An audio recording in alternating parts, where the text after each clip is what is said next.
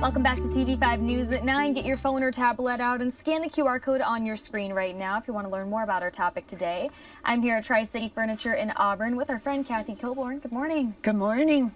How are you doing? Good. On this comfy sofa, so can't complain, Kathy. When we talk about American quality as compared to the imports that are very popular due to their price, is it true imports are still a lot cheaper? Well, actually, they're not.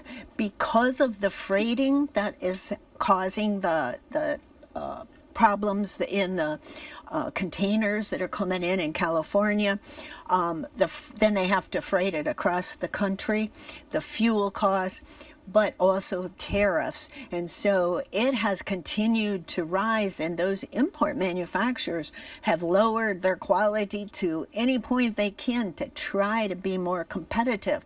But we're seeing the imports to raise up where the American manufacturing is right at now. So it's not always the good deal. I see a lot of things that are way overpriced, and they're imports. Can that help American products be more competitive? Absolutely. American manufacturers have been struggling to compete for the last 40 years, and they have figured out ways to make the higher quality and keep their pricing kind of in check.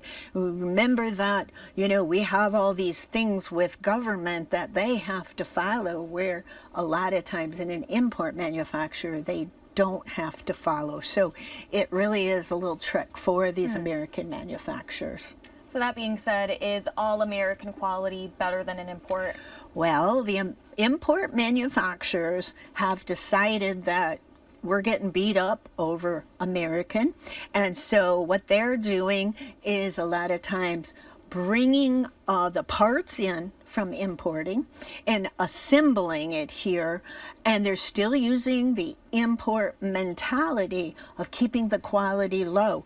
They don't put all the springs in. Sometimes they don't put any springs in. They're using less quality components, and so just because it's American made or assembled, it doesn't mean that it actually is good quality. You need to know what's inside. You're buying a box and you don't know what's in there because it's the wood, the springs, the foam that make these things last. And if they're not doing quality, then you're going to have a piece that's probably going to go to the landfill. Right. Well, how can we tell if pieces are higher quality?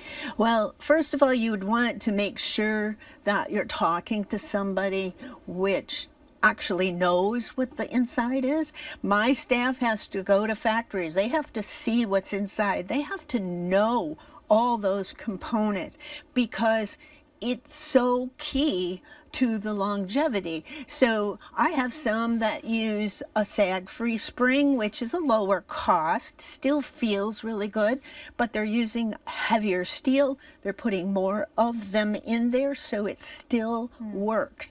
I have other companies which are coil spring, and they're heavy-duty frames and heavy-duty supports and big legs.